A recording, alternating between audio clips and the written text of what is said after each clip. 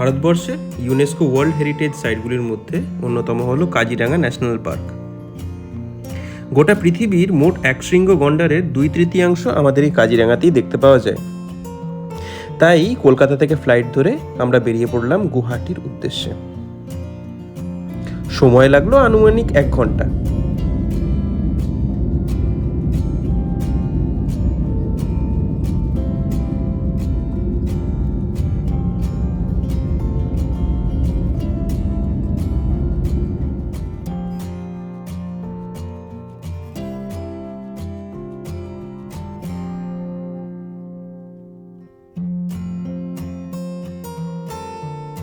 পরের দিন সকাল সকাল আমরা পৌঁছে গেলাম মা কামাখ্যার মন্দির। হিন্দু পুরাণ অনুযায়ী ভারতের 51টি সতীপীঠের মধ্যে শ্রেষ্ঠ এই কামাখ্যা মন্দিরে দেবী সতীর যোনি অংশটি পড়েছিল। এবং আপনারা আরও জানলে অবাক হবেন যে এখানে দেবীর কোনো মূর্তি নেই। গর্ভগৃহের মধ্যেই একটি প্রাকৃতিক ঝর্ণা পাথরের ওপর দিয়ে প্রবাহিত হয়েছে, যাকেই দেবী কামাখ্যা হিসেবে পুজো করা হয়। পুজো দেওয়া শেষ, এরপর আমাদের যাত্রা শুরু কাজিরাঙার উদ্দেশ্যে। আমরা গুয়াহাটির ইন্টারস্টেট বাস টার্মিনাস থেকে স্লিপার বাস ধরে কাজিরাঙার উদ্দেশ্যে রওনা দিয়েছিলাম। 5.5 ঘন্টার সময় বাস জার্নি ছিল আমাদের। পৌঁছে গেলাম কাজিরাঙার কদমবাড়ি রিসোর্টে এবং সেখানেই আমরা 2 নাইট স্টে করেছিলাম। আমাদের ফেসবুক চ্যানেলে সমস্ত একটা ডিটেল ভিডিও আমরা কাজিরাঙার বানিয়ে রেখেছি, আপনারা ডিসক্রিপশানে গিয়ে অবশ্যই সেই লিঙ্কটি চেক আউট করবেন। এবার আমাদের সাফারির পালা। আমরা বাঘোরি জোনে মর্নিং সাফারি করেছিলাম, কারণ সকালে বন্যপ্রাণী দেখার সম্ভাবনা সব থেকে বেশি থাকে।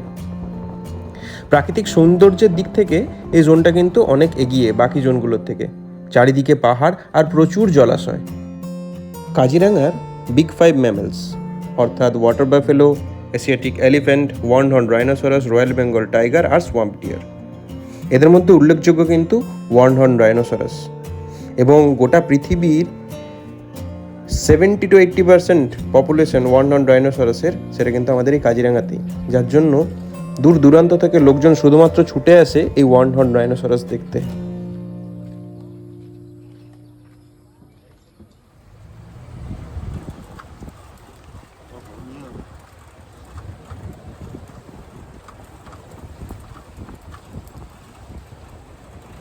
যেদিকেই দেখাচ্ছে সেদিকেই গন্ডার।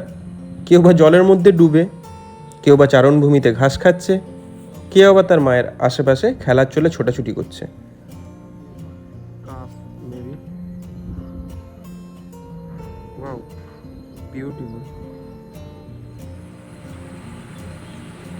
বর্ষাটা যা শেষ হয়েছে এবং জঙ্গলটা খুলেছে, যার জন্য এলিফ্যান্ট গ্রাসগুলো যথেষ্ট বড় বড়, চারিদিকটা সবুজে ভর্তি।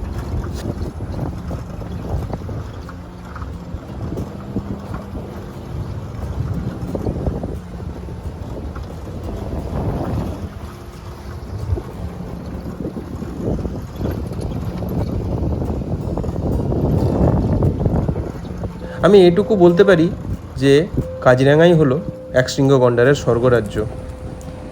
এই 4 ঘন্টার জার্নিতে অন্ততপক্ষে আমরা 50টার ওপরে টোটাল গন্ডার দেখেছি। আচ্ছা হ্যাঁ, আরও বলতে পারি এই জঙ্গল নিয়ে, সেটা হলো গিয়ে গন্ডার ছাড়াও এই জঙ্গলে আপনারা কিন্তু ভাগ্য ভালো থাকলে বাঘের দর্শনও পেতে পারেন। আমরা কিন্তু জঙ্গলটা বীভৎস রকমভাবে উপভোগ করেছি। চারিদিকে পাহাড়, জলাশয়, সবুজ, দুর্দান্ত এক অভিজ্ঞতা। আচ্ছা, এই যে পার্টিকুলারলি জায়গাটা দেখতে পাচ্ছেন, এখানে একটা বিশাল বড় জলাশয় আছে আর জলে মাছ তো ভর্তি। আর দূরে দেখতে পাচ্ছেন একদল হাতি জল খাচ্ছে। এই পার্টিকুলার ভিডিওটাতে দেখুন 1, 2, 3, 4, 5, 6, 7, 8, 9, 10,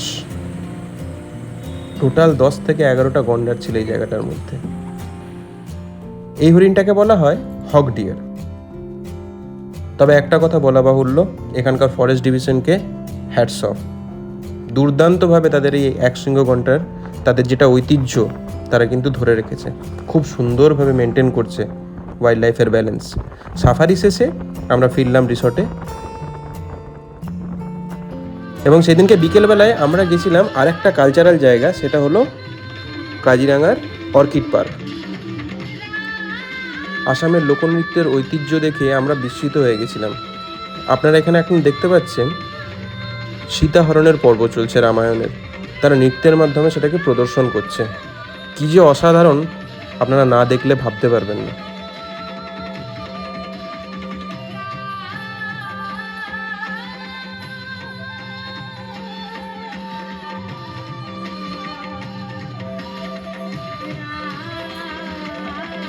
এর সাথে সাথেই আরও ছিল বাগড়ুম্বা, বিহু, বিভিন্ন ধরনের তাদের লোকনৃত্য সাংস্কৃতিক অনুষ্ঠান। আপনারা অবশ্যই এটা দেখতে যাবেন, কেউ কিন্তু মিস করবেন না।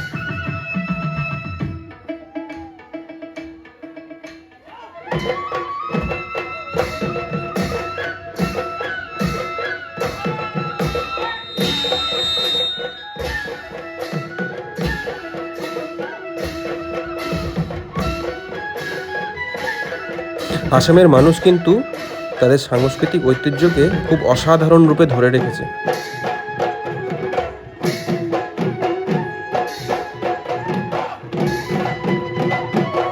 আর এই নাচ আর গান না দেখলে সত্যি বলছি তা ভাবতেও পারতাম না আমরা।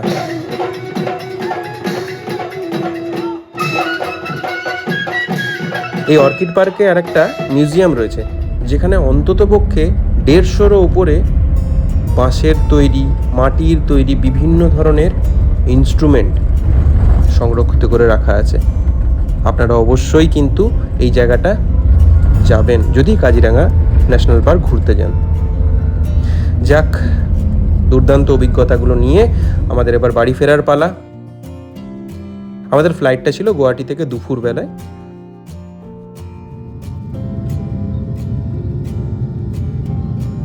গুয়াহাটি শহর, কামাখ্যা মায়ের দর্শন, নীলাচল পর্বত, কাজিরাঙার জঙ্গল, একশৃঙ্গ গন্ডার, চা বাগান, আসামের লোকসংস্কৃতি, আর সর্বশেষে ফ্লাইট থেকে ব্রহ্মপুত্রের দর্শন, সব মিলিয়ে এক দুর্দান্ত অভিজ্ঞতা নিয়ে শেষ করলাম আমাদের এই সফরনামা। ট্যুর সংক্রান্ত আপনাদের যদি কোনো ধরনের জিজ্ঞাসা থাকে, যেমন ধরুন হোটেল বুকিং, গাড়ির বুকিং, সাফারির চার্জ, যে কোনো জায়গা নিয়ে অবশ্যই আপনারা কমেন্ট করবেন। দেখতে দেখতে কলকাতা পৌঁছেও গেলাম। লাইক, কমেন্ট এবং সাবস্ক্রাইবের মাধ্যমে আপনারা অবশ্যই যুক্ত থাকবেন আমাদের এই সফরনামার